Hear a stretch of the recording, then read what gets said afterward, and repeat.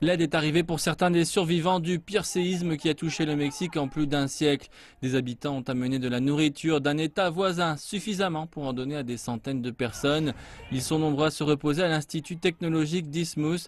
Ce lieu est devenu un abri temporaire pour les familles dont les maisons ont été détruites par le séisme de jeudi. La nuit du tremblement de terre, Jocelyne Gomez et sa famille dormaient. Son bébé de 5 semaines, José Daniel, était à côté d'elle quand leur maison s'est effondrée.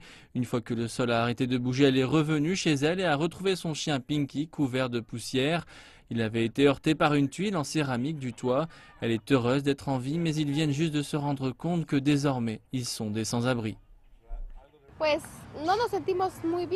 Nous ne sommes pas très à l'aise, mais nous sommes bien. C'est mieux que d'avoir ici dans la rue, car il y en a beaucoup dans la rue. C'est difficile.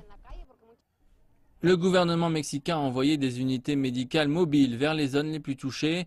Il y a des médecins, des infirmières et des psychologues. La coordinatrice nationale de la sécurité sociale dirige ici ce service pour les survivants. Depuis le séisme, la maladie la plus fréquente est la dépression nerveuse.